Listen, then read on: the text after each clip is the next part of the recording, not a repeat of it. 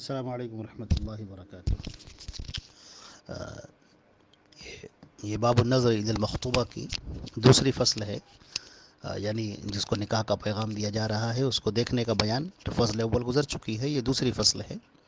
حضرت جابر رضی اللہ تعالیٰ عنہ فرماتے ہیں، عن جابر قال قال رسول اللہ صلی اللہ علیہ وسلم اذا خطب احدكم المرأة فإن استطاع ان ينظر الى ما يدعوه الى نکاحها فليفعل۔ سیدنا جابر رضی اللہ تعالیٰ عنہ سے روایت ہے کہ رسول اللہ صلی اللہ علیہ وسلم نے فرمایا، جب تم میں سے کوئی شخص کسی عورت کو نکاح کا پیغام دے تو اس کو چاہیے اگر ممکن ہو تو اس عورت کو ایک نظر دیکھ لے۔ یہ ابو داؤد کی روایت ہے، رقم ہے 2082۔ اور اگلی روایت حضرت مغیرہ ابن شعبہ کی ہے، فرماتے ہیں قال خطبت امرأۃ کہ میں نے ایک عورت کو نکاح کا پیغام دیا، فقال علی رسول اللہ صلی اللہ علیہ وسلم تو اللہ کے رسول صلی اللہ علیہ وسلم نے مجھ سے بیان کیا، مجھ سے فرمایا کہ حل نظرت الیہا کہ کیا تم نے اس کو دیکھا ہے؟ قلت لا، میں نے کہا نہیں۔ قال فانظر الیہا، کہا آپ نے اس کو دیکھ لو، فإنہ احری یؤدم بینکما، تو اس یہ زیادہ لائق ہے کہ تمہارے دونوں کے درمیان میں جو محبت ہوگی وہ پائیدار رہے گی اور اس کے تمہارے درمیان میں الفت ڈال دی جائے گی۔ تو اس میں ابن ماجہ نے اس میں تھوڑی سی اضافہ بھی کیا ہے۔ ابن ماجہ کی روایت میں تھوڑا اور اضافہ ہے کہ سیدنا مغیرہ ابن شعبہ نے اپنی موافقت کا حال اس عورت سے بیان کیا، یعنی نبی کریم صلی اللہ علیہ وسلم نے جو فرمایا تھا تو پھر ویسے ہی ہوا اور اس عورت کے ساتھ میں خوب اچھی طرح سے ان کی زندگی کٹی۔ اب یہ دیکھیے، یہ تو حدیثیں ہیں کہ اس خاتون کو دیکھ لیا جائے جس سے شادی کرنی ہے، مگر آج کے اس دور میں مسلمانوں نے جہاں بہت ساری سنتوں کو چھوڑ دیا ہے، یہ بھی سنتیں ہیں کہ وہ جس لڑکی کا نکاح کرنا چاہتے ہیں تو اس کو دکھاتے نہیں ہیں اور اس کو چھپائے رکھتے ہیں اور اسی کو بڑا اچھا سمجھتے ہیں، عمدہ سمجھتے ہیں، حالانکہ ٹھیک نہیں ہے یہ، کیونکہ دیکھنے سے تو دل کے اندر محبت پیدا ہوتی ہے، اور جو اسلام کا حکم ہے کہ نکاح سے پہلے دیکھ لینا چاہیے ایک مرتبہ، اور اس کو جس کو شادی کرنی ہے وہ دیکھ لے تاکہ موافقت قائم رہے اور آپس میں ایک دوسرے سے محبت رہے، وہ ایک اندھا شکار نہ ہو کہ بعد میں پھر میاں کو بیوی سے اور بیوی کو میاں سے کوئی الفت نہ رہے، کوئی رغبت نہ رہے، تو یہ مناسب نہیں ہے۔ اس لیے دیکھ لینا جائز ہے اور دیکھ لینا چاہیے اور یہی بہتر ہے۔ اگلی روایت تھوڑا سا الگ ہٹ کے ہے۔ یہ روایت یہ ہے کہ عن ابن مسعود قال رأى رسول اللہ صلی اللہ علیہ وسلم امرأة فعجبته، کہ سیدنا عبداللہ بن مسعود سے روایت ہے کہ رسول اللہ صلی اللہ علیہ وسلم کی ایک عورت پر نظر پڑی اور وہ آپ کو اچھی لگی، تو آپ صلی اللہ علیہ وسلم حضرت سودا کے پاس میں آئے، وہی تصنع طیبا، اور وہ آپ کے لیے خوشبو بنا رہی تھیں،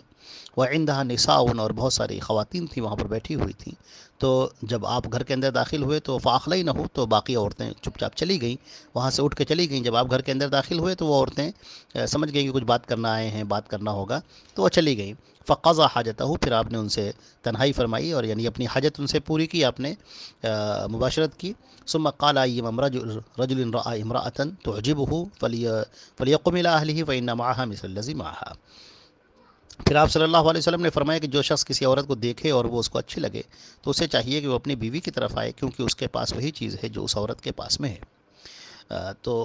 آپ کو اس عورت کا اچھا لگنا یہ ایک فطرت کے مطابق تھا، طبیعت کے مطابق تھا، جس سے کوئی انسان پاک نہیں ہے، اور پہلی نظر تھی جو اچانک پڑ گئی، اور یہ کوئی معافی ہے۔ اور یہ کہ آپ کا نظر اس عورت پر واقع ہونا یہ ایک شرعی حکم کا سبب بن گیا، جیسے کہ آپ کا نماز میں بھول جانا ایک سہو کا ایک قاعدہ بن گیا، تو کہ آپ امت کے لیے ایک راہ نکالیں، اور سہو کے بارے میں آپ نے فرمایا کہ میں بھولتا ہوں یا بھلا دیا جاتا ہوں تاکہ اپنی امت کے لیے ایک راہ پیدا کر دوں، یعنی دوسرے لوگوں کا بھولنا اس وجہ سے ہوتا ہے کہ شیطان ان پر غالب ہوتا ہے اور اللہ کی یاد سے غافل کر دیتا ہے، جبکہ نبی کریم صلی اللہ علیہ وسلم پر شیطان کا کچھ بھی زور نہ تھا۔ تو یہ اللہ جل جلالہ کی طرف سے بھلا دینے کی حکمت یہ تھی کہ امت کو سہو کے مسائل معلوم ہو جائیں۔ اگر آپ نماز میں نہ بھولتے تو لوگوں کو سہو کے مسائل کیسے معلوم ہوتے؟ اسی طرح اس خاتون کو دیکھنے کی حکمت یہی تھی کہ باقی امت کے لیے بھی ایک راہ کھل جائے اور وہ طریقہ کھل جائے۔ حضرت نبی کریم صلی اللہ عبداللہ بن مسعود کی روایت ہے، فرماتے ہیں کہ قال المرأة عورة فإذا خرجت استشرفها الشیطان، کہ عورت ایک ستر ہے، ایک پردہ ہے، تو جب وہ نکلتی ہے تو شیطان اس کو اچھا کر کے دکھاتا ہے۔ تو یہ ہم نے اس سے پہلے بھی بیان کیا تھا کہ جب کوئی خاتون باہر نکلتی ہے تو شیطان مردود جو ہے وہ دیکھنے والوں کے ذہنوں کے اوپر اپنا تسلط جماتا ہے، ان کی نگاہوں کے سامنے اس کو اور مزین کر کے پیش کرتا ہے، بہت عمدہ کر کے پیش کرتا ہے، وہ اس کی نگاہ میں اس قدر اچھا کر دیتا ہے کہ اس سے اچھی کوئی خاتون اس کو نظر ہی نہیں آتی، تو یہ سب شیطان کے حیلے ہیں اور مکر ہیں. تو شیطان جو ہے وہ عورتوں کو اس طرح سے استعمال کر لیتا ہے تاکہ ان کو پھسلائے بہلائے.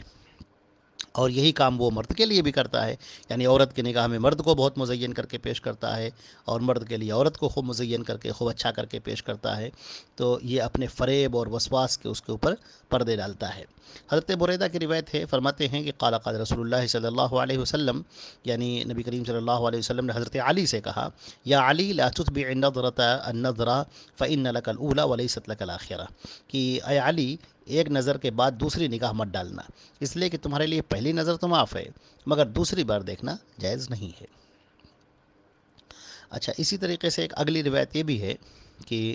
حضرت عمرو بن شعیب اپنے والد سے روایت کرتے ہیں اور وہ اپنے دادا سے، نبی کریم صلی اللہ علیہ وسلم نے فرمایا، قال اذا زوج احدكم عبده امته فلا ينظرن الى عورتها وفي روایت فلا ينظرن الى ما دون السره وفوق الركبه.